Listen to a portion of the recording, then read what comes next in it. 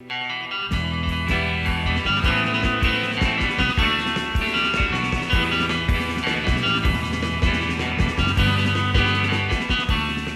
to Embargoed, a podcast featuring intelligent talk about sanctions, export controls, and all things international trade for trade nerds and normal human beings alike. I am one of your hosts, Brian Fleming. I'm here, as always, with my friend, colleague, and well-groomed co-host, Mr. Tim O'Toole. What is up, Tim? What is up, Brian? I got a haircut for the impending summer because it's a beautiful day here in Washington. Impending summer in early February. Okay. Exactly. Let's think positive. Let's hope we make it that far. But yeah, exactly. That's positive thought. That's what we count on you for. So you're looking good, by the way. So welcome to Embargoed, everybody. Thank you for joining us once again in our first February episode. We're still trying to sort of recover from the shockwaves of January, I think. But of course, as we predicted or alluded to last time, I'm sure something crazy will happen, and in fact, it did. So we're going to spend a good portion of today's episode talking about a military coup. Thankfully, not one that took place in the United States, but one that is, I think, hugely consequential for the U.S. and for the early days of the Biden administration and their foreign policy agenda. So not surprisingly, we're going to spend a lot of time on that. Before we get there, though, all the normal introductory notes. So we're not here giving legal advice. We're not revealing or discussing any confidential information. All views that you hear on this podcast are mine and Tim's. If you don't like them, blame us. And of course, you can blame the voting machines. I would not suggest that because you may be sued for defamation if you blame the voting machines with no evidence. Just FYI. $1 billion you just FYI. For it. So don't blame the voting machines. Don't blame the voting machines. But you can find us anywhere: Apple, Google, Spotify, Stitcher, Overcast, YouTube. If you like the pod, please subscribe.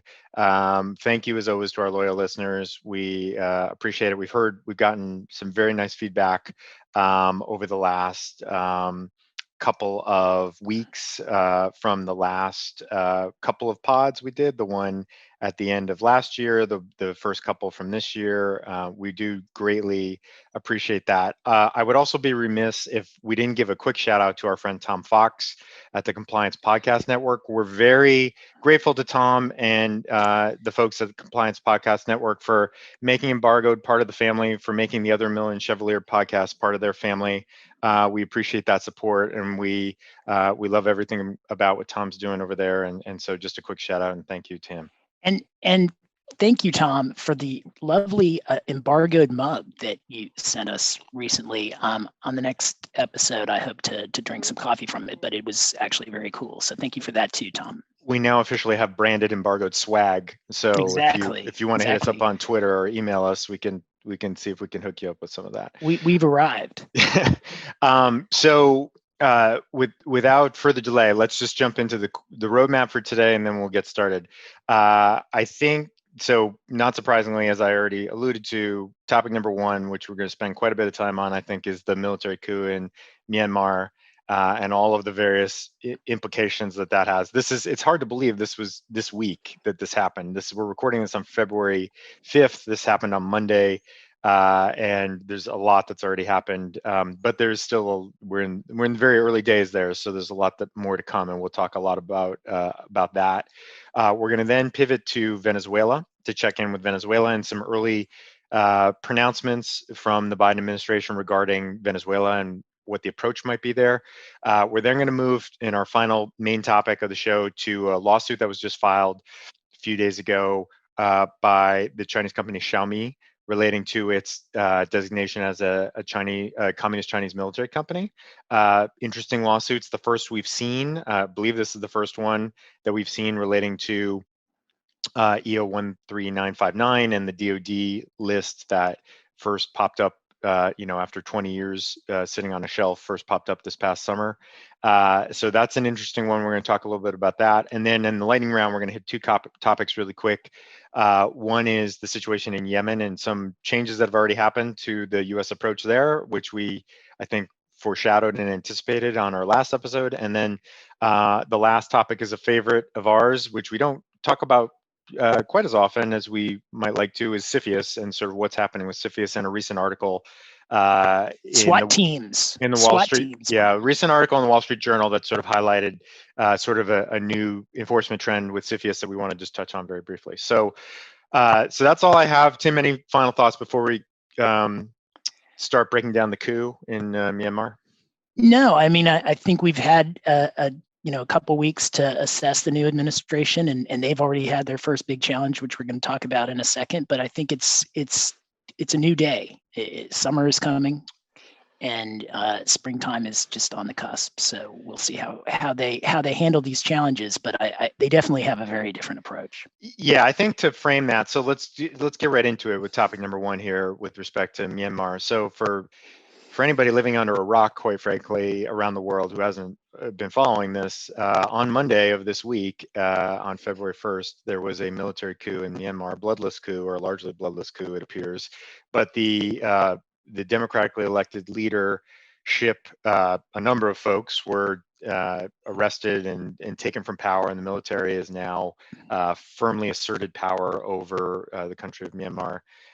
There's a lot of background here that we'll touch on briefly, but this is obviously a very long story in Myanmar. We're going to touch on a little bit of that, but I think there are just so many interesting angles now to game out here in terms of the geopolitics of this and the implications and sort of the chessboard of the U.S., China, Russia, others, and how they sort of react to this.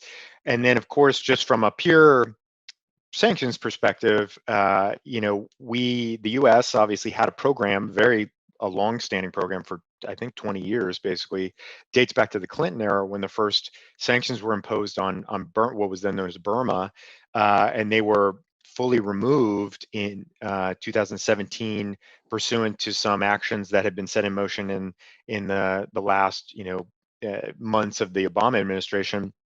And that was all of those steps that were taken to unburden Myanmar of U.S. economic sanctions were relating to the fact that they had free and open democratic elections in 2015, and they appeared to be on their way to a successful transition to democratically run government. And I think a lot has been.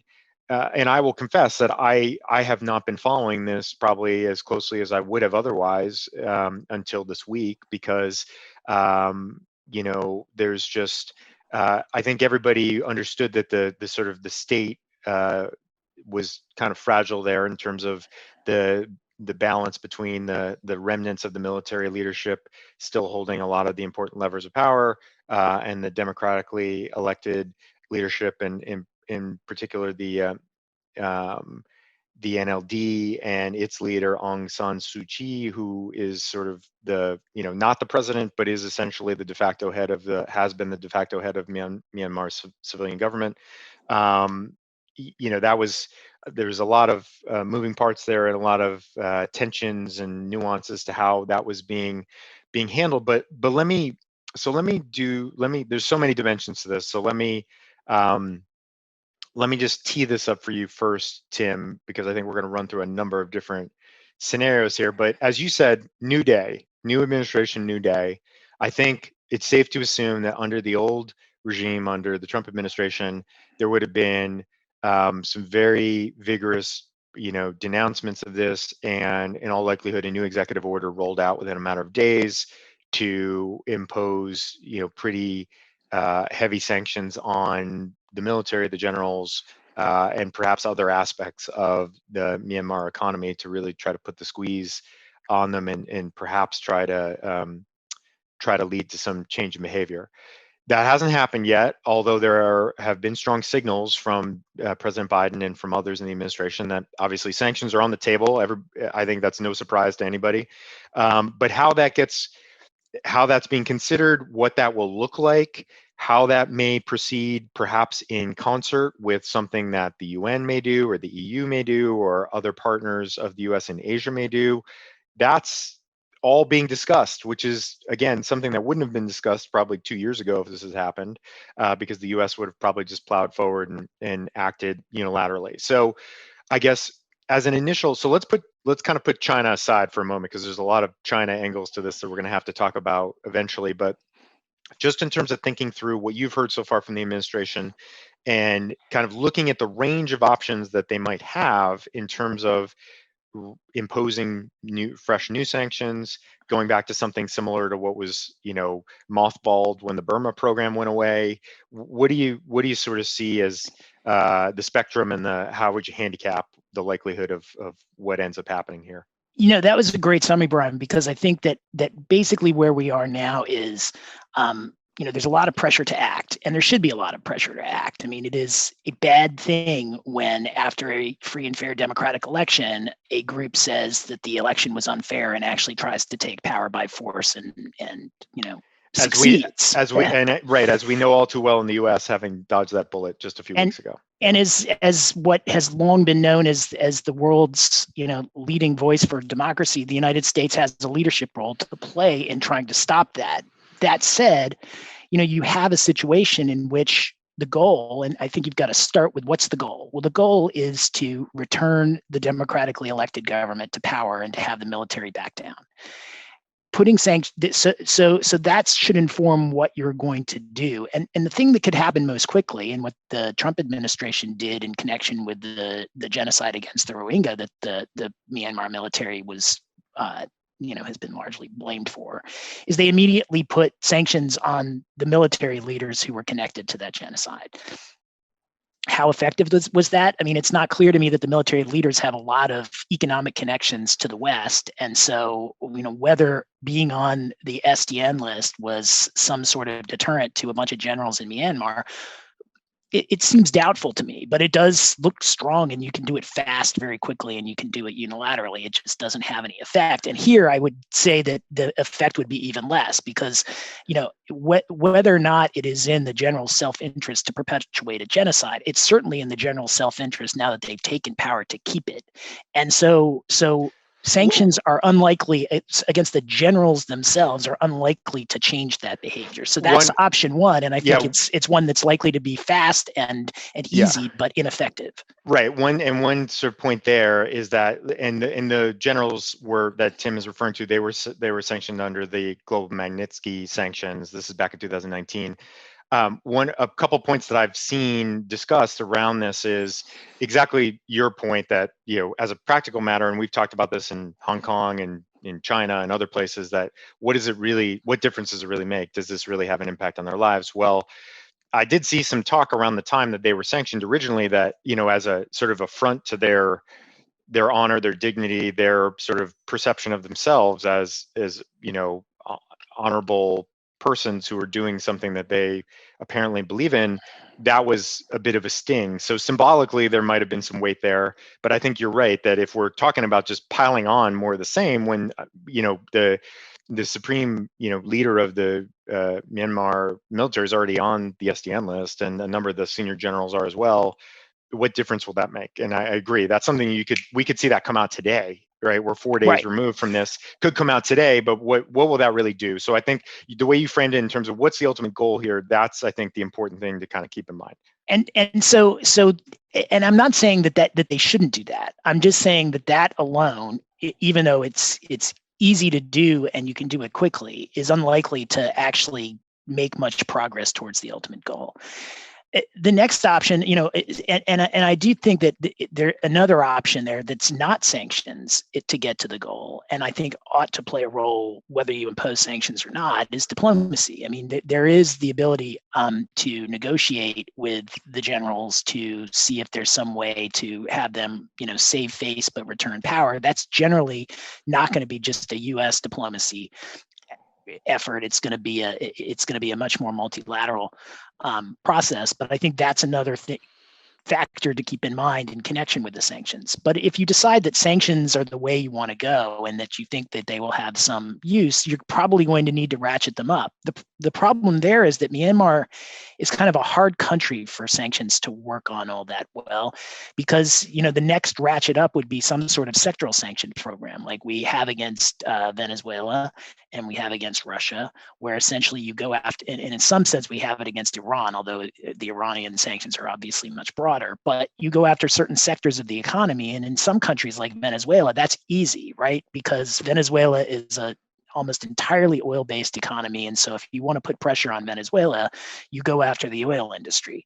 In Myanmar, they do have an oil industry, but it's not anywhere near the proportionate size of the Venezuela oil, or the oil industry is to Venezuela.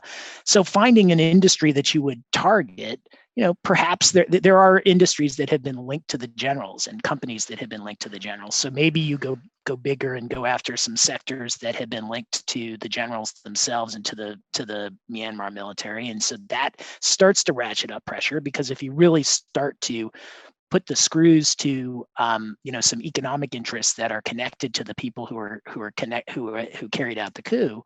And by the way, I pause here. The U.S. hasn't necessarily called that a coup yet, because calling this a coup also has foreign policy implications in terms of foreign aid. So once the administration labels this to be a coup, we can't provide foreign aid to Myanmar, which will also put some pressure on the generals, because we'd have to stop the foreign aid. But we don't give Myanmar much foreign aid, so it's not much pressure either. It is, by the way, they have now officially called it a coup. Oh, they have called it a coup. It took a little while, but they were hinting at it, and now they finally got there. So it took a couple days. The article that I saw from, I think yesterday, said that they were thinking about it, but I guess they came over to the other side this morning. But that has consequences, and so that means that foreign aid is automatically cut off to Myanmar. So that will have some effect. That's ratcheted it up as well. But again, it's not that significant. And the sectoral sanctions are harder because Myanmar doesn't have obvious sectors to sanction, except for maybe the agricultural sector, which is prohibited by U.S. law to be sanctioned because of the humanitarian implications of it. Yeah. So, one thing I was going to add there that you touched on briefly, which is kind of occurred to me, was I agree with everything you're saying, and I think that again, under the approach of the new administration, I think we are far less likely to see a scorched earth approach to Myanmar, knowing that we are the sort of fallout from that, and the probably most direct consequence of that is that the average Myanmar man or woman is going to suffer considerably as a result of that, if that were the case, and or at least more than the generals would to some degree, and would that be enough to sort of move the levers to really make any change? Query whether that would be the case. You did mention there are a couple of large conglomerates that are controlled by the military. And so I could see a scenario where perhaps they go on the SDN list to try to squeeze, a big source of economic wealth and resource for the generals, and in the short term at least. And that might actually create some pain that could be felt, as opposed to something more symbolic. Now, I think, again, looking ahead, not that we're ready to go there yet, anything that the U.S. is going to do here is also going to potentially push the generals and the country generally closer to China, which is something that the U.S. does not want to do. So it's sort of it's coming up with a solution that threads that needle, that is appropriately tough, but is not so perhaps draconian that it's going to cause them to flee to China for for comfort and for protection. And that's, I think, a very real possibility. Yeah. Right. And that gets you to option 3, right? I mean, option 1 is just target the generals very, precisely. Option 2 is target sectors or, companies that are affiliated with the generals, or sectors of the economy where you can put pressure on the generals.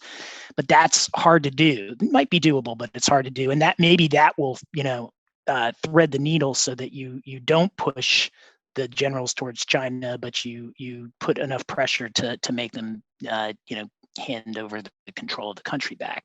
Option 3 is the embargo, right? I mean, you could use the Iran model, or the Syria model, or the North Korea model, But the problem there, again, and all those countries show that, Cuba shows it as well, that embargoes don't work very well at changing the government, because essentially you put huge amount of pressure on the government, but governments just don't generally hand back over control due to sanctions pressure. It causes a loss of face. It also gives them an opportunity, because the people start to feel the pain of the sanctions, to blame the United States or to blame the world community, and essentially make it an us against them scenario, which has happened in all the countries that I just mentioned. And so the sanctions, while they've been effective at creating humanitarian crises and shutting down economies, they haven't been effective at changing governments. And so you back them into a corner, they're likely to flee to China. That is, they're likely to turn to China and say, can you help? And China seems ready.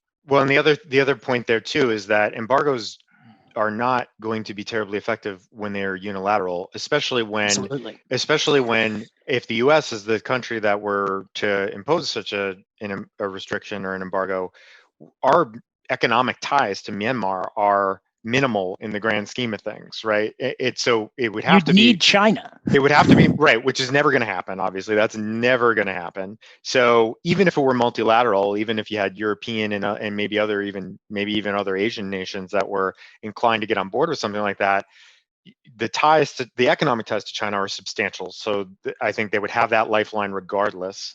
And yeah, so I think that a full-on embargo to me doesn't make a ton of sense. And then I think that this also now, it does kind of pivot us to sort of it's more, I guess this is kind of option 4, which is, what would, if we're thinking more broadly now under the new administration in terms of what, just beyond what the US can do unilaterally, and we're now thinking multilaterally, which all indications are that is the thinking in the administration. And even specifically here in Myanmar, that there's news reports already talking about how the administration is working with at least the European Union and potentially the UN, although the UN seems like a non-starter because China has a veto.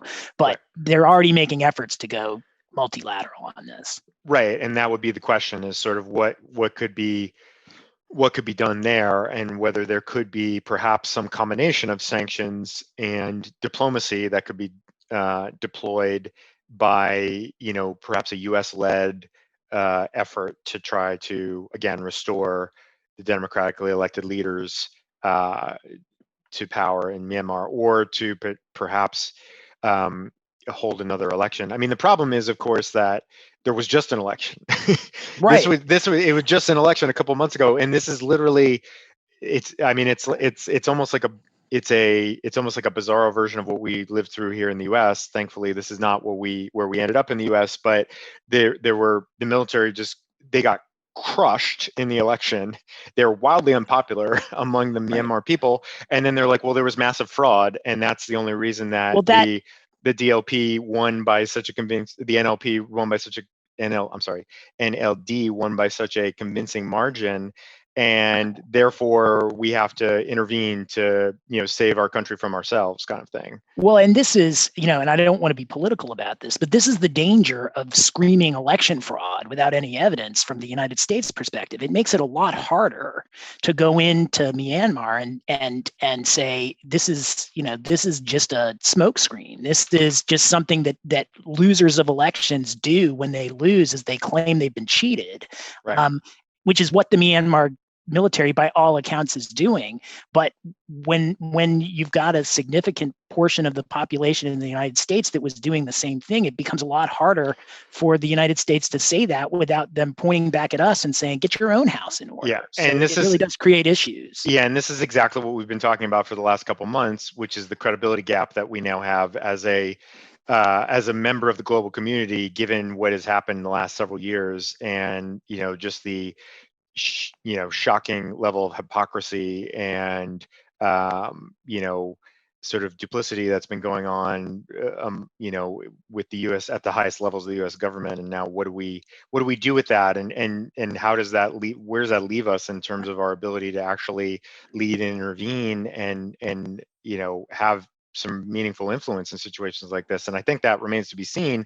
Again, though, back to where we started, of course, it is a new day. It's a new administration. I think there's a feeling that the new administration is certainly proceeding as if they are entitled sort of the benefit of the doubt that sort of traditional historical U.S. values have kind of been restored in terms of our foreign policy and the way that we want to use and deploy sanctions and diplomacy and things like that. So I think that all of that playbook is certainly fully back in front of the U.S. and is going to be at our disposal, as opposed to we're just going to use a hammer and we're going to go on our own and we don't really care what anybody else does. So, but it is an issue, and I think we are going to get that thrown back in our face for the foreseeable future. That you American hypocrites have no right to be telling us what to do when you can't manage this on your own. So why don't we? I was going to. Well, it just emboldens efforts like this, because when you see the same thing happen in the United States,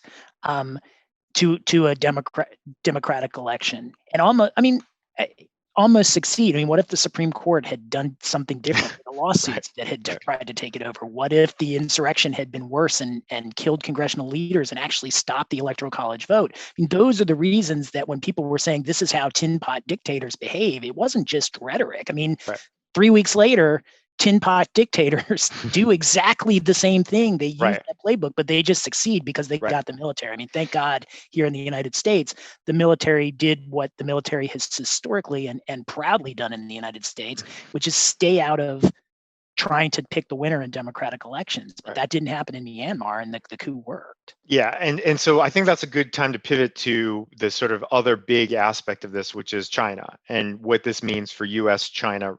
Because we can't even have a segment without we cannot manage to have. We tried to, the news cycle and other world events sort of gave us some gifts this week where we didn't have to talk all about China, but we can't stay entirely away from China. So just for background purposes, for anybody who's not following this or who hasn't sort of been reading up on this over the last few days, one of the sort of, I think, most interesting wrinkles here is the idea that, if you look at this on paper and you say, oh, military coup in Myanmar, a neighboring country to China, where they already have, considerable ties, they must be thrilled in Beijing.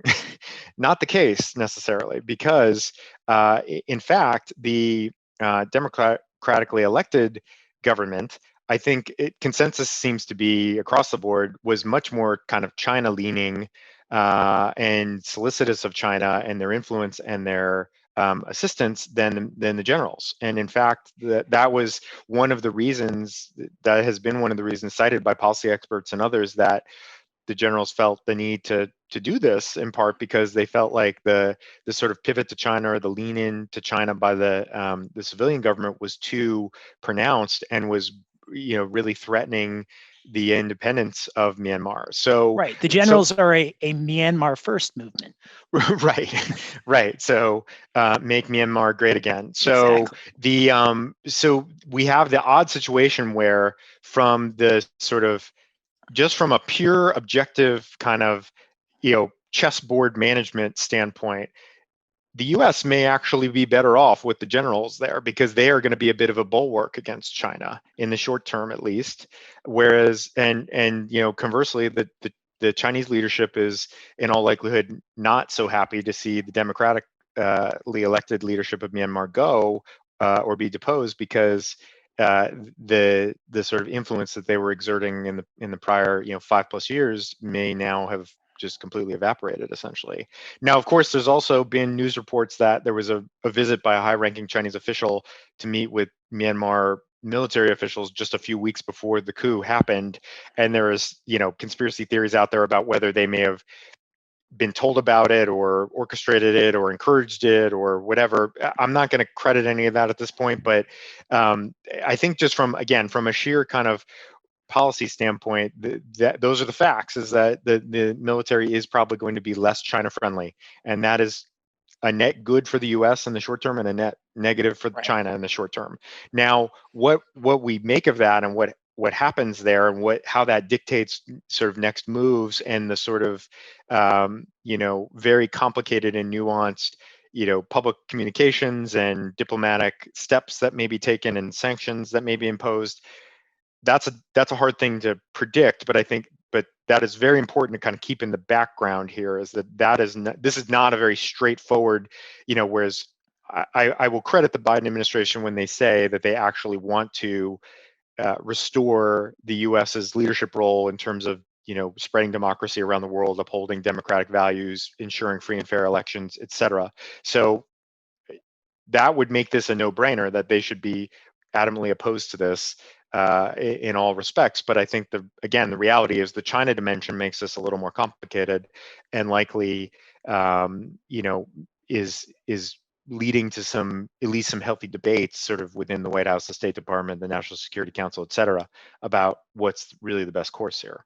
Right. I mean, and I suspect the best course is going to be some combination of sanctions and diplomacy exercised in a multilateral way, if that's possible, because as you pointed out, Brian, I mean, we just don't have enough connections to Myanmar to make some sort of unilateral sanctions program very effective, especially if it's a small unilateral sanctions program. I mean, targeting the generals and cutting them off from the U.S. financial system when many of them have already been cut off from the U.S. financial system isn't likely to do much. But on the other hand, this issue, I think, is too complicated for sanctions, and it does involve surrendering of power, which sanctions are really poor at getting governments to do historically. I mean, we'll talk throughout this show and really throughout the podcast generally about U.S. sanctions programs whose goal was to overthrow a government. And they've all failed. I mean, none of them have worked. And usually, sometimes they can work in conjunction with, restoring democratic elections, but the ability and arguably they worked in Myanmar the last time around, or at least played some role in restoring in taking the country to democratic elections. But standing alone, they don't work. They at least historically haven't worked, and they certainly don't work fast. So right. They take decades, not months, So let's end on one last kind of interesting little footnote point, which is trade related, which is the fact that it was just reported that the de facto head of the civilian government, Aung San Suu Kyi, who was arrested and deposed. I believe it's a little unclear of her whereabouts at the moment. The reporting is sort of conflicting on this, but it was reported that she has now been charged with illegally importing 10 walkie-talkies, which can carry with it a 3-year prison term. And I don't say this lightly, because this is the kind of thing that, quite frankly, we're seeing right now in Russia with Alexei Navalny, and sort of the sort of, no pun intended, trumped up charges on by political to target political enemies. Lock her up. Right. I mean, that's what they did, right? They've locked her up on a walkie-talkie charge. And that's what this seems to be. But I guess they couldn't find her using a personal email server in order to lock her up. Yeah. So I don't pretend to be. I don't think there are any details out there about these walkie-talkies. I don't know what kind of technology they have. I don't know where they came from. Hopefully, they're not U.S. origin. But in any event, it's just sort of an interesting little footnote. And I think we're going to see more.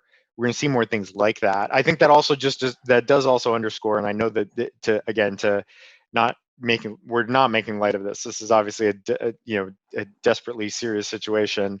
But for all the companies and persons who decided to kind of get back into Myanmar in a big way in the last 5+ years, I know there's a lot of scrambling and headache, most likely on the horizon, in terms of what will continue to be able to be done versus, are they going to have to potentially pick up stakes again and abandon the country, or what do they need to do to deal with this? And so that is a very real, just from a kind of sanctions compliance, issue that we know is literally kind of spinning up right now for a number of big companies.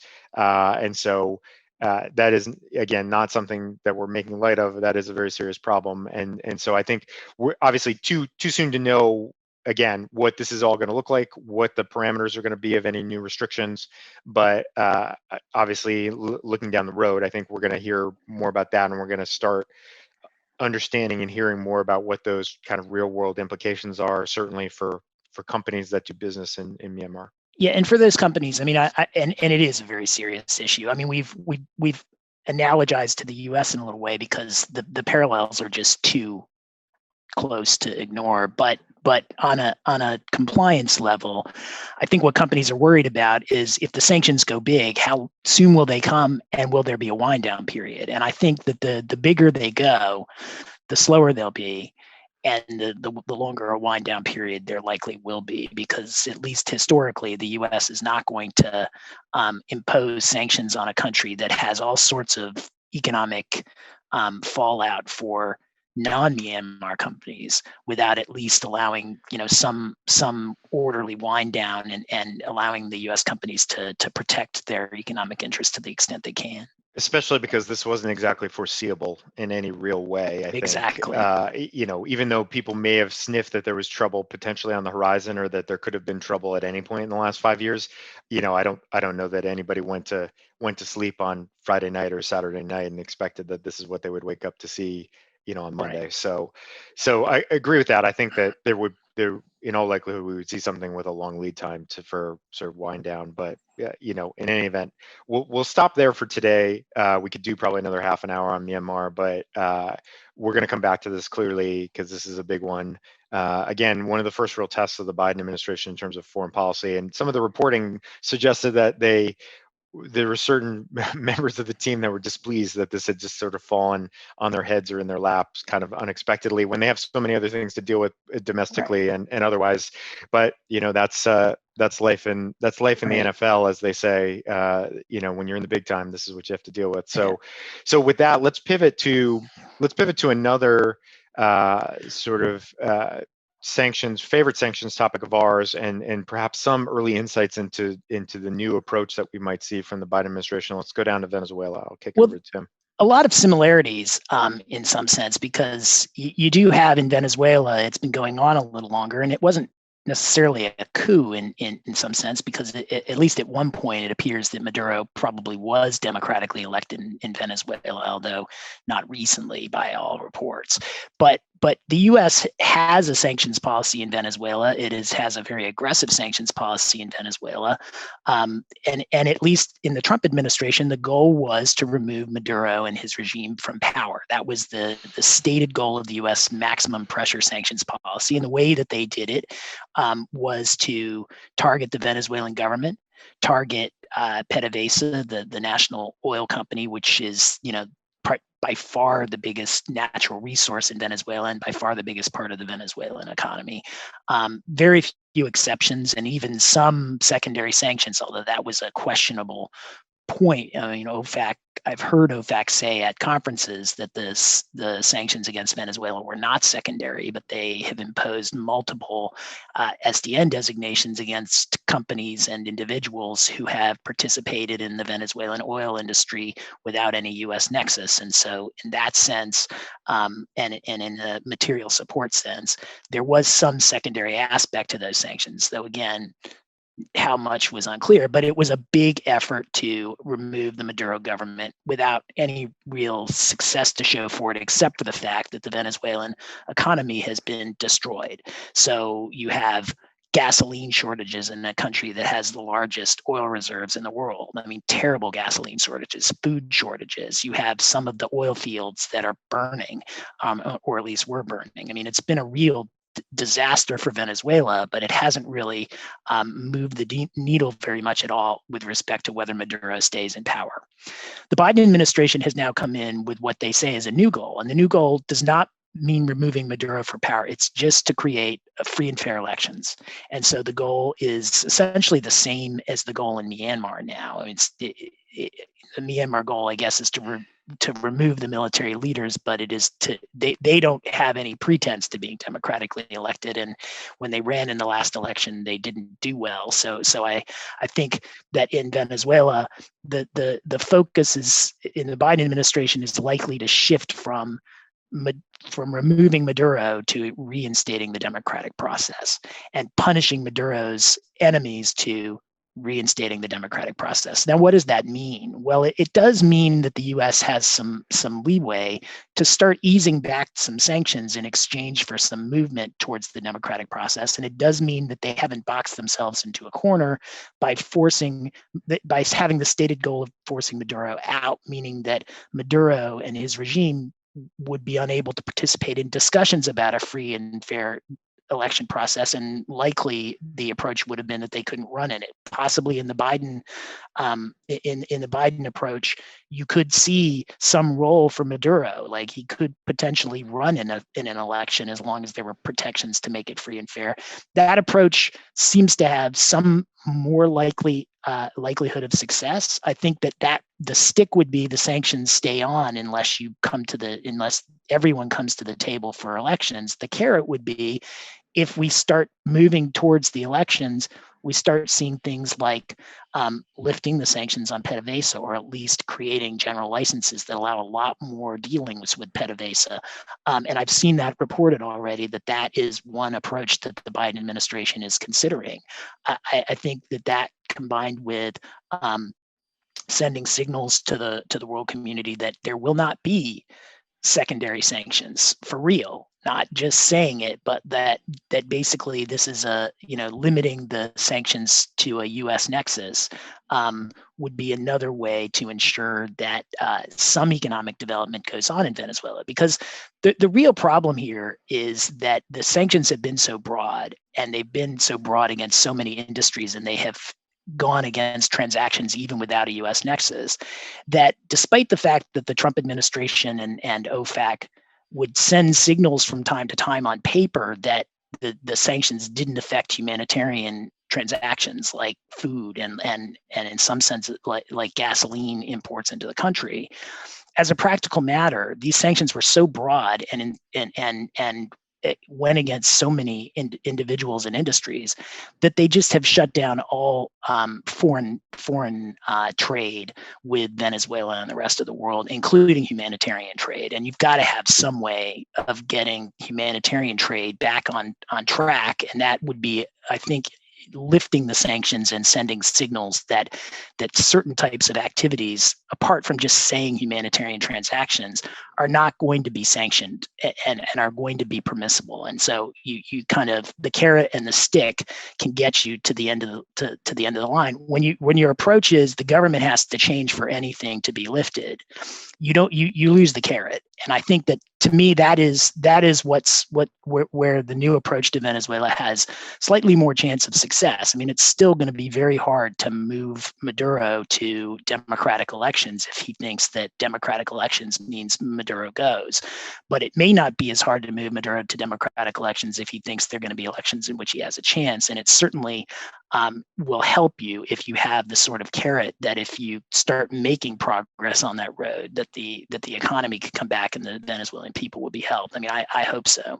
Yeah, I think this is, I don't have too much more to add to that. I think we're coming, as Tim said and summarized, I think we're coming out of a maximum pressure era with respect to Venezuela that was, honestly, other than Iran, like Venezuela might have taken it on the chin from the Trump administration about as hard as anybody over the last several years. And, what is there to show for it? I don't know, I think, the consensus seems to be not that much at this point, other than a ravaged Venezuelan economy, and Maduro still clinging to power. Even if the United States and other governments are recognizing Guaido as the elected leader of Venezuela, there was an election just a few months ago that was seen as a sham, where Guaido and his party boycotted largely, and so now there's it's been a few years since there's been any kind of a real election that could be pointed to as something that would be legitimate. And again, as Tim said, I think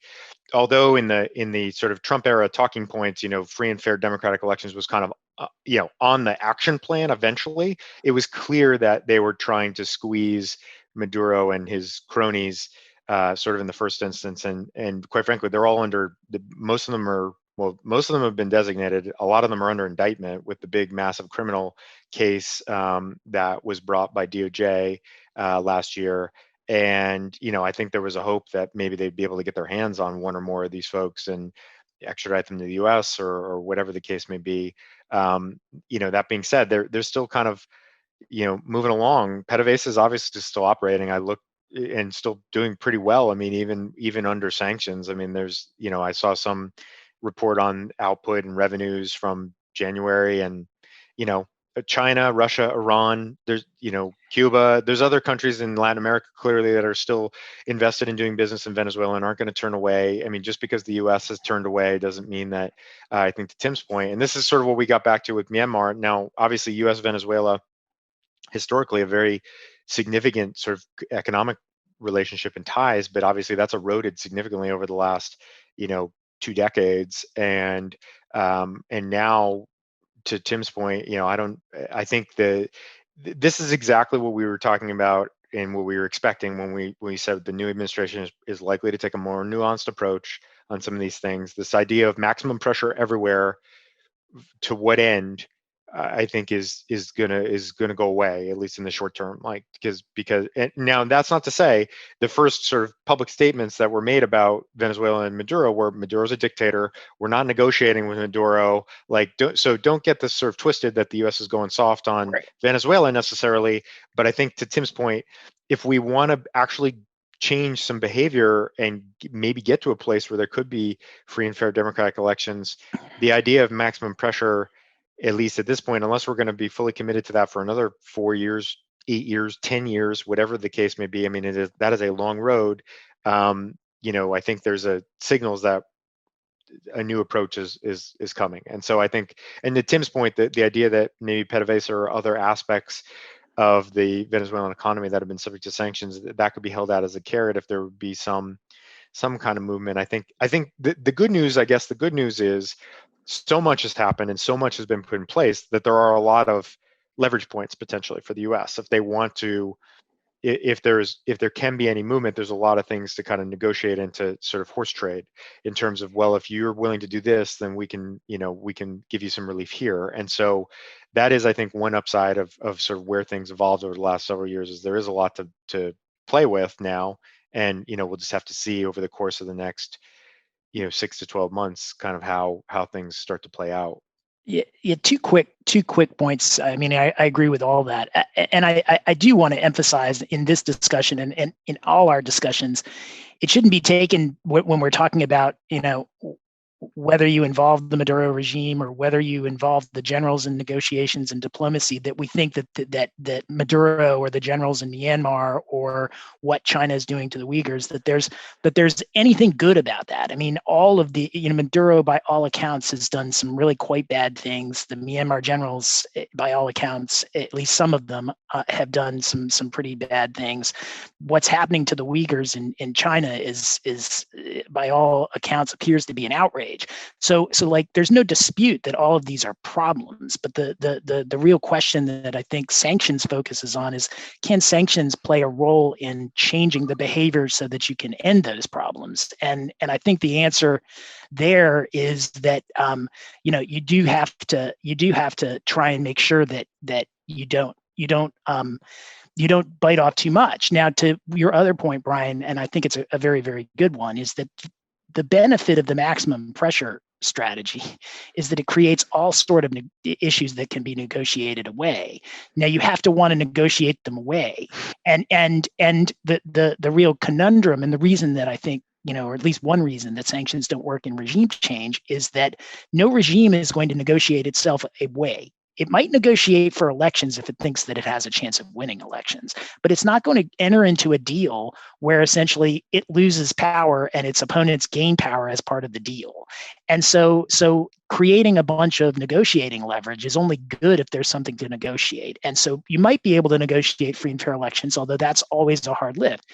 In Iran, you could negotiate a nuclear deal because changing the behavior with respect to a nuclear program was achievable, because it didn't mean that your negotiating partner had to agree that they were illegitimate and out of power as the end product of the negotiation. So kudos to the Trump administration for creating lots of carrots, but you still have to have some negotiation in which which you could potentially use those carrots. Yeah.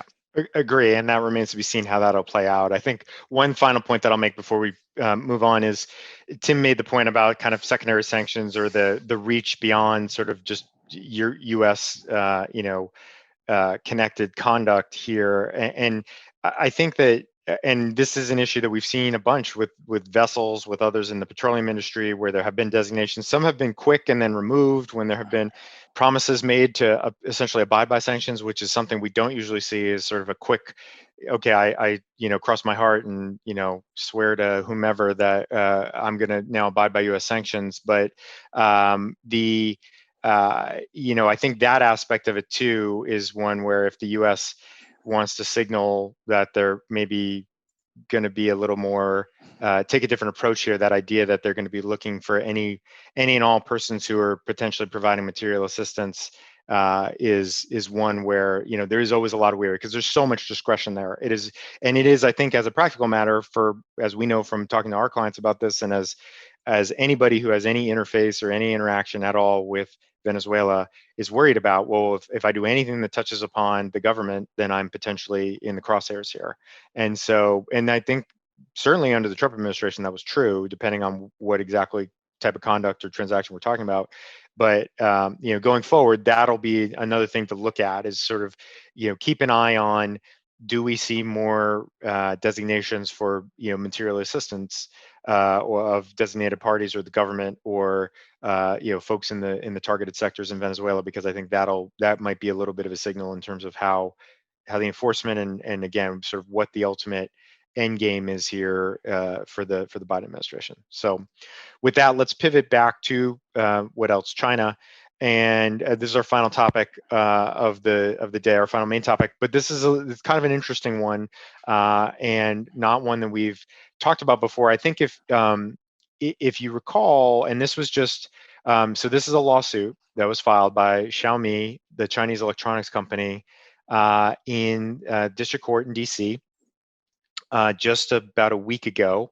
And it's for declaratory and injunctive relief, basically challenging the basis for its inclusion on the DoD Chinese Communist Chinese military company list, which happened less than a week. They were part of Tranche 5, so they were in the last group that was added by DoD just before Inauguration Day on January 14th. Recall that the first set of companies came onto the list over last summer. And as a result, they are basically challenging inclusion on that list, and then they're sort of highlighting the implications of that inclusion with respect to the Executive Order 13959 that we've talked about a lot, which is the restrictions on U.S. person trading in transacting in publicly traded securities of Communist Chinese military companies. And so the lawsuit is, so one thing I want to highlight here quickly, and the basis of the lawsuit is, first of all, I noted it is the same team that successfully challenged and now I'm forgetting, was this the team that challenged the TikTok side or the WeChat side? I thought it was TikTok. But I noted that it was the same group as well from over at Covington. It's the same team from Covington that successfully challenged the executive order that we talked about a lot last year from August, restricting TikTok users and WeChat users, or the two accompanying orders. And so this is sort of similar-ish, although it's a pure action under the APA for arbitrary and capricious agency action, and also the other ground is a Fifth Amendment violation. So there's no kind of IEPA-based challenge to this at the moment. It's just pure APA and constitutional Fifth Amendment challenge. The interesting thing, though, is I think when we first saw this come up, when we first saw the DoD listings come up, and we noted, well, this doesn't really mean anything. It's just, this is long overdue. 20 years ago, this was supposed to happen, and now it's finally happening in summer of 2020. But then, of course, with the new executive order coming out, and the fact that this list the DoD list has kind of pivoted and now has actual significance and tangible effect under EO 13959, it's the stakes have been raised, and the game has been changed. One thing that we pondered was, well, what does a company do if they get on the DoD list and they want to try to get off? There is no process. We weren't aware of any process that there is within DoD, like a delisting process at OFAC, or the process that the Commerce Department has to get off the entity list. So what kind of process is there? And I think this is kind of highlighting that issue and that tension, which is the fact that there is no process. There was no reason given. It's just sort of stated that the DoD has decided under Section 1237 of the fiscal year 2019 or 1999 NDAA that this is a communist Chinese military company. And not surprisingly, the definition that that applies there is that it's owned, controlled, or affiliated with the PLA, People's Liberation Army, or a ministry of the Chinese government. It's very broad, and so a lot of the complaint sort of tries to rebut that in some ways. It just says, no, here's our ownership structure, here's our shareholding structure. We are not, in fact, we do not meet the company does not meet the definition of a communist Chinese military company. And beyond that, the decision to decide that they did meet it was arbitrary and capricious because there was no process, no basis, no reasons given, and that's sort of the fundamental base of attack here. And so, my question for you, Mr. O'Toole, is, I think this is probably sort of what we would have expected, I guess, is that it would have to be litigation like this to challenge something like this. Now, on the OFAC side, obviously, now I checked this morning, and they're not Xiaomi, because it's so new. They haven't even been added to the OFAC list of CCMCs. The suit is being brought by the fact that this is the DoD. They were put on the DoD list, which is covered by the EO. Therefore, they were subject to the executive order relating to publicly traded securities, and they're now on the clock. And within 60 days, that's when the first element of the ban goes in, and then a year from now is the divestment ban that goes in for U.S. persons. And so, based on their shareholding structure, that's a problem for them. And so, I guess, in terms of a mechanism to challenge something like this, I guess, what are your initial thoughts, having looked at the complaint and as this is being the avenue to do this, just sort of initial reactions, and then how do we handicap at this early stage any kind of likelihood of success here, perhaps, and whether this could be a roadmap to, if this is successful, just like with the WeChat and TikTok challenges, then maybe this blows the whole thing up. Maybe this significantly kind of undercuts what's in place right now. What are your thoughts on all that? So I thought the lawsuit is a very good one.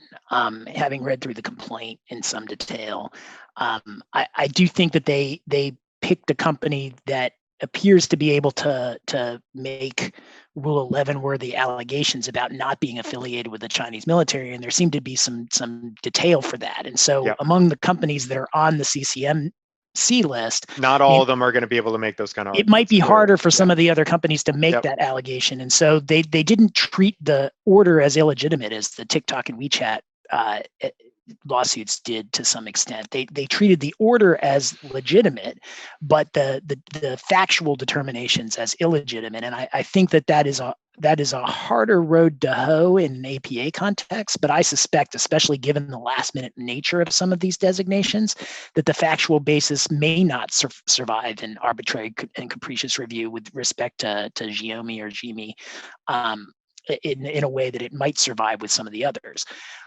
The thing that I think is going to be most interesting about this lawsuit, and I think to get to the point that you made, one thing that is not in the lawsuit, at least not that I saw, and I was reading it looking for it, is any allegation about whether there was an available administrative process to exhaust. They don't allege that there's not one, but they don't mention any sort of process.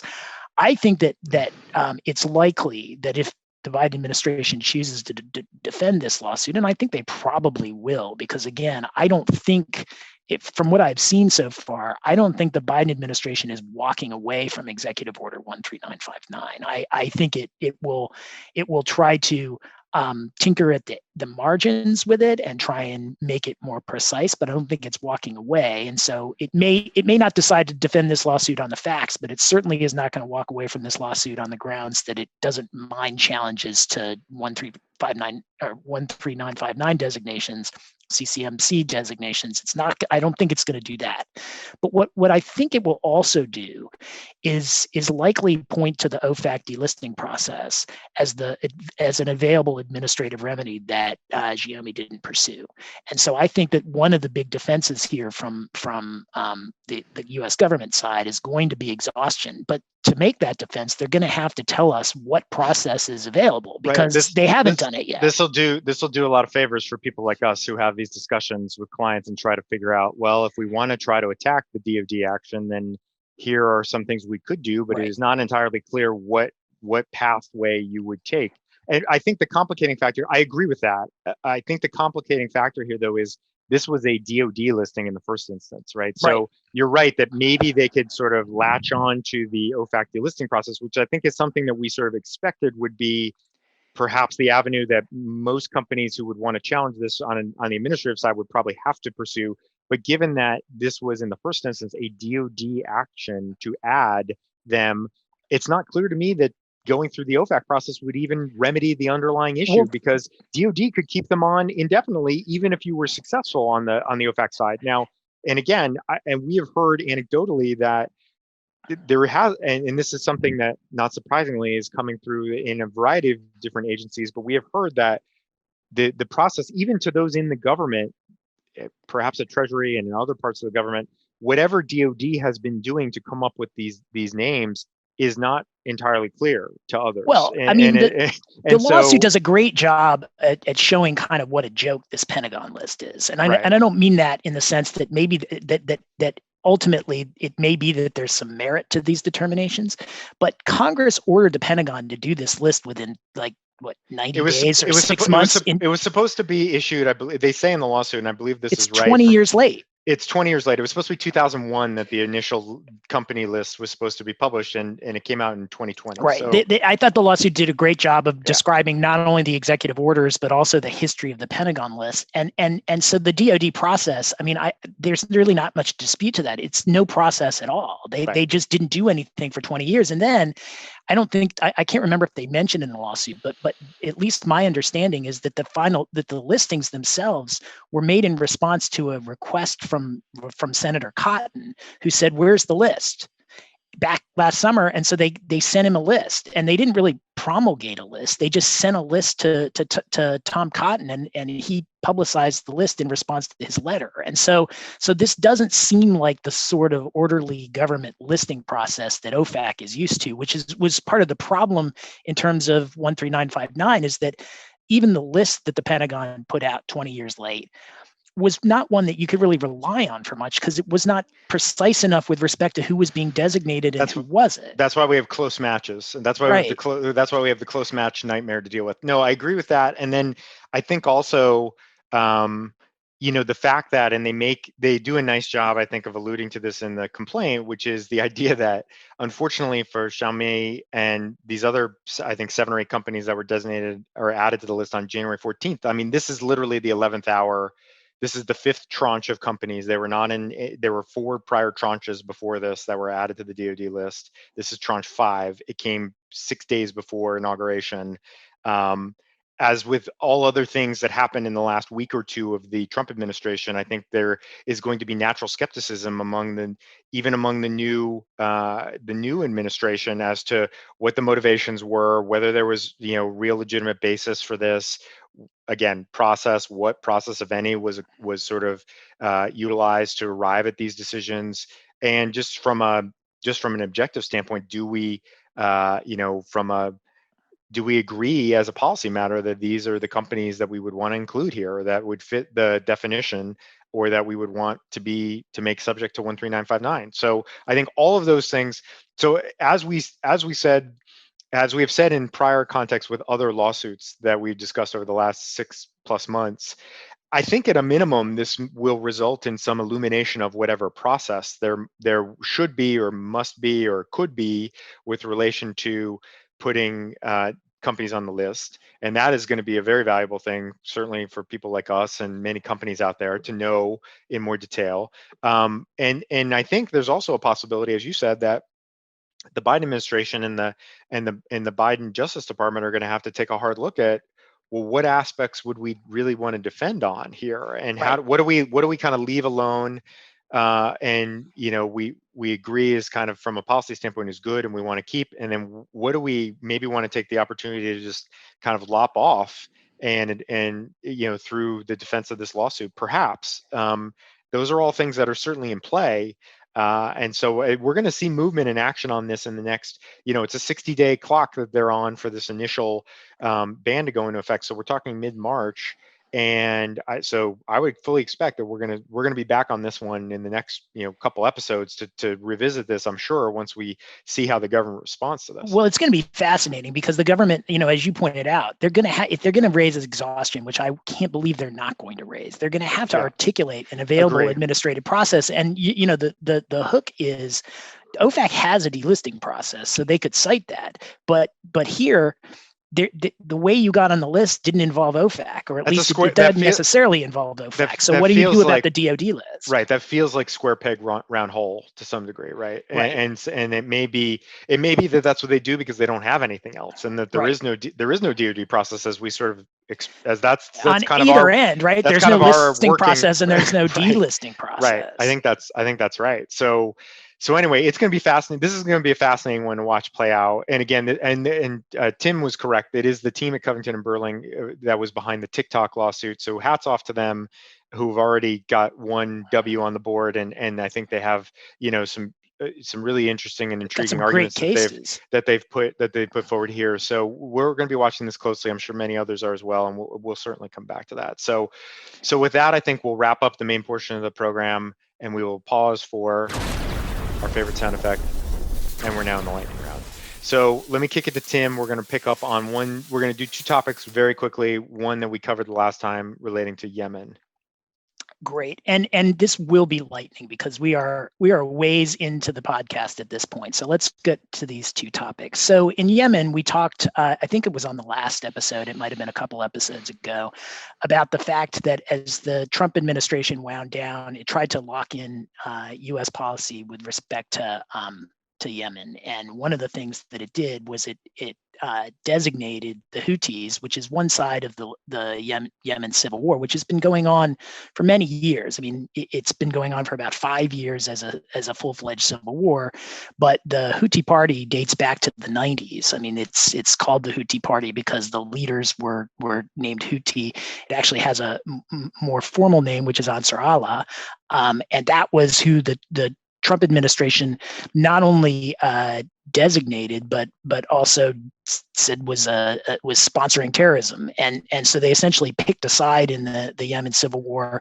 As I understand it, there really is it is an indigenous civil war to Yemen in which foreign governments have now taken up sides as proxies, but the dispute was one that originated because of a real dispute in Yemen over the proper government and who should be in it. And so what the Trump administration did on the way out was kind of put the U.S. on the side of the formal government in Yemen, although the Houthis, Ansar Allah, control the north part of the country. They designated Ansar Allah as an SDN. They did a general license that allowed humanitarian transactions with Ansar Allah, but that was pretty limited. And as we've seen in some of the other programs, a GL for humanitarian purposes is often ineffective if every other contact with the same entity is cut off. The Biden administration, a few weeks later, takes power. President Biden had run on the idea that we were not going to continue to take sides in the Yemen civil war, and so announced the end of U.S. support for Saudi military action. The Saudis are by all accounts and by their own admission, the supporters of the Yemen government side in that civil war. So the U.S. stopped support for the Saudi military action, but it also adopted a general license that essentially repealed the designation of Ansar Allah, at least for a few weeks. So General License 13 allows all dealings with Ansar Allah that would otherwise be prohibited by the designation, but it is a short general license that expires February 26th. And so the only real question here is, will it be extended? Why is it so short? What is the U.S. going to do in the long run with respect to the designation of the entire one side in a civil war? Yeah, I would expect that there's going to be more decisive action that's probably expected to be taken before this expires in late February, and that this is just a placeholder to sort of return things to the status quo prior to the designations. Essentially, for the short term, there could be an extension, certainly, but I think this is just a good example, as we kind of discussed last time on the last episode, of just a total about face by the current administration with respect to, again, as Tim said, the Saudi involvement in the conflict, and then in terms of the way that we're going to be treating Ansarallah from a sanctions standpoint. And so I think we're going to see a quick reversal on this. That's more sort of long lasting, and the GL is going to be sort of the placeholder for that until that's able to be done. Well, and it does support what the Biden administration says that its policy is that it wants a negotiated end to the Yemen civil war. And to have a negotiated resolution, you can't pick one side, because there's no way that the other side is going to negotiate itself away. So essentially, it gets the U.S. out of Yemen in terms of picking a side, but keeps it in Yemen in terms of trying to force both parties to the table so that they can negotiate. Yeah, not to mention the fact that if one side is sanctioned under the global terrorism program and the foreign terrorist organization sanctions regulations, then you're going to have a hard time sort of logistically kind of dealing with negotiations, and that I Exactly. think as a practical matter is part of Exactly. what they're trying to avoid here. So anyway, that's really all we wanted to say about that. And then let's pivot quickly in a lightning fashion to topic number 2, which I'm gonna throw you kind of a hypothetical on this one, Tim. So we're going to talk here about CFIUS, which we do talk about sort of off mic a lot with ourselves and our clients, but as many of you know, there's an interesting article in the Wall Street Journal a few days ago that talked about what was termed by a CFIUS practitioner, who was quoted in the article as the new kind of enforcement resources that CFIUS has. They act kind of like a SWAT team, sort of descending upon great quote. unwitting U.S. tech companies and their Chinese investors to investigate foreign investment that was not previously notified to the committee. So just quick 30 seconds of background. We did talk about when when FIRMA and the implementing regulations were enacted with respect to CFIUS about a year ago, and the expansion of the jurisdiction of CFIUS to look at transactions that are and review and investigate transactions that are not traditional M&A. So there's a lot of non-controlling transactions that are now under CFIUS's jurisdiction and their purview. There's a class of those that have now mandatory notification requirements depending on the technology involved. There's still largely, though, a class that is voluntary. It is voluntary whether or not you go to CFIUS and try to get their blessing for the foreign investment that you're taking on. Essentially, what the SWAT team is designed to do, or what the renewed enforcement efforts are designed to do, is to identify investment by, in particular, China, but other sort of foreign adversaries, Russia and other countries, targeted at a smaller scale at sort of critical U.S. technology companies and sectors. And the reporting here is that they're looking at even very small scale seed level funding, in the manner of just a few $100,000 or a few $1 million, which are traditionally not the type of investments that CFIUS really concerns itself with. But as a strategic matter, there has been a decision made under the new broadened tools of CFIUS that this is a fruitful area for the U.S. government to try to police and explore, and everybody should be on notice. Certainly in the tech sector, we've talked about this a lot, and certainly if there's any kind of Chinese angle to the funding that you're taking on even as a very early stage tech company, that investment may very well fall under the jurisdiction of CFIUS and would potentially be very of great interest to them, depending on, again, the nature of the sort of field that you're in and the technology that you're in the process of developing. So my question to you, Tim, and this is some variation of a question that we get not infrequently, is if you are a company, let's say you're in Silicon Valley, you're in Austin, Texas, you're in Boston, you're in the DC area, you're wherever around the US, and you've taken on some Chinese funding in the past year, even at a relatively low level, And perhaps you thought about the CFIUS ramifications and risks of that. Perhaps you did not. You know, maybe though you find yourself reading this Wall Street Journal article and thinking, oh my gosh, what is this going to be us? Are they coming for us? Am I going to get a letter, or is there going to be an investigation? Am I going to have to unwind the transaction that we just completed 6 months ago or a year ago? What do? Do you sort of duck and cover and sort of just lay in wait and say, well, we're gonna proceed as if everything is fine and we're not gonna stick our necks out? Or especially if your long-term plans involve maybe more funding from those same sources or similar sources that are going to raise these same issues, do you perhaps think about reaching out now and taking your medicine perhaps and notifying CFIUS? What do you do? So duck and cover versus raise your hand. What do you think? So the first thing I'd want to do is I'd want to look a little more closely into this issue than the journal article went. I mean, it was a good article, but it's an article. And so I'd want to know, like, how big are these SWAT teams? What exact types of investment are they looking at? You might not be able to find more information because this is not going to be a matter of public record, but I'd want to know more. Yeah, the government keeps that pretty close hold, as you can imagine. I would, but I'd want to look at budgets. I'd want to look at staffing and see if I can figure out, is this just kind of, a really small team that is getting a lot of publicity, or is it like a SWAT team that's going around the country to a large number of startups? How likely is it that they're going to come knocking on the door? If assuming that the size and scope of this project is anything like it's depicted in the article, I'm probably, and especially, I mean, your point is a really good one, Brian, especially if you're thinking of going back for more funding, which you probably are, to the same investors. I'm probably going to show up and try and get this cleared because I would much rather be in the posture of knocking on their door so that I get to frame what the investments look like and all of the safeguards in place to make sure that U.S. technology is not going to be stolen by the Chinese. Then I would I'd be much more comfortable with that posture than having them knock on the door and tell me that they're thinking of unwinding the deal when they've already done all of their investigation and we're kind of in an adversarial posture where it's not a voluntary disclosure, it's essentially a directed disclosure where they've already decided that this is a problem.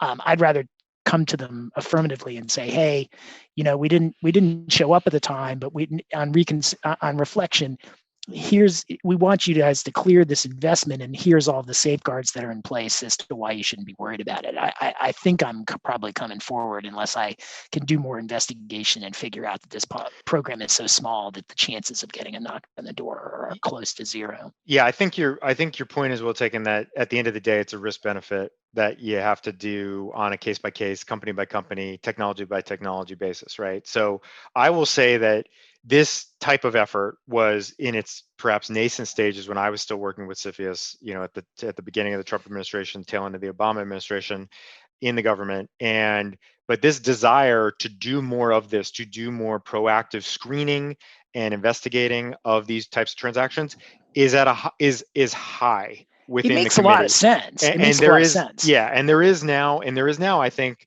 legitimately more resources and more bodies behind that effort and more sophisticated sort of methods of assessing what might be something that's covered under CFIUS's jurisdiction and what types of transactions would be worth pursuing and looking into more.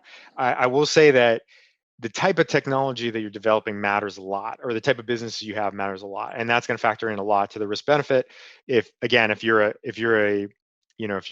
an app developer and you're going to be catching a lot of US based data, guess what? That's going to be of interest. If you're producing, if you're in the semiconductor industry, clearly that's of high interest. If you're in some other cutting edge area of technology that's of high strategic value to the US, and that would be that it would also therefore be of high strategic value to the Chinese, then that is going to definitely be something that's of interest. But I do think, and I would caution anybody out there, I think Tim's right, that I think at the end of the day, this is an interesting sort of thought experiment. And I think the journal article sort of, prompted us to think about that in those terms a little bit. But at the end of the day, if you're sitting out there thinking about this, it is very much a let's look in the mirror and let's really evaluate what we're dealing with, what the nature of our businesses, our future plans are, who our investors have been to date, who they may be in the future. All of those things I think have to be factored in before you would want to make any decisions. That would certainly be sort of the counsel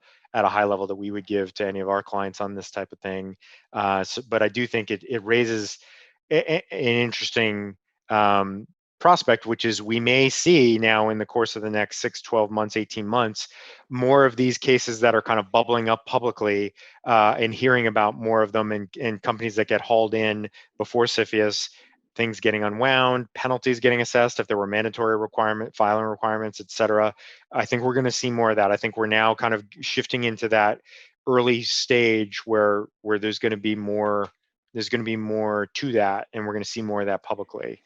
Yeah, and I for all of those reasons too. I mean, I think if you think that there's a decent chance you're going to get caught anyway, you just want to be able to frame all of those issues. You want to frame the technology and why it's not going to be critical enough to be stolen by the Chinese, and why the data is managed in a way that it won't be stolen. So as opposed to, because if the investors are not controlling the company, there's probably some pretty good arguments as to why just putting in money is not going to get them access to either the tech and or the data. Right, and the regs are obviously written with that in mind, and that is sort of how it's designed, is to insulate those when it's it's purely passive and things like that. But I would say I agree with Tim that sort of a best defense here might be a good offense if you really do feel like you might be in caught by the new rules and the expanded jurisdiction. Really thinking through whether you would want to go in and notify. And you would want to frame it in the way that's going to be most sort of beneficial. And you would want to think through legitimately and from an operational standpoint, from a physical security, from a electronic security standpoint, what are the things we can do right now to sort of mitigate all these risks and hopefully get the committee comfortable that we have everything in place to manage that, as opposed to have them snatch it away from us or tell us, foist upon us something that we don't want. So a good sort of point to end on, and something that's we'll be keeping an eye on as things progress here over the course of the next year to year plus. So that's all we have for this episode. We are wrapped. I think to tease our next episode, we are getting logistics and schedules worked out, but I believe we are going to have guests on our next episode, and they're likely going to be guests from abroad to give some perspective on sanctions issues that they are seeing, and that how the change in the U.S. landscape is affecting them and their clients. And so we're getting that set up, but I do think that that's what we're hoping for in our late February episode. So we're really looking forward to that. And with that, I think that's all we have for this time. So thanks again for joining, as always. We will catch you next time. Until then, stay safe, stay sanctions free, and we'll talk to everybody soon. Stay sanctions free, everybody. We'll see you next time with some help from our friends. All right. Bye, everybody.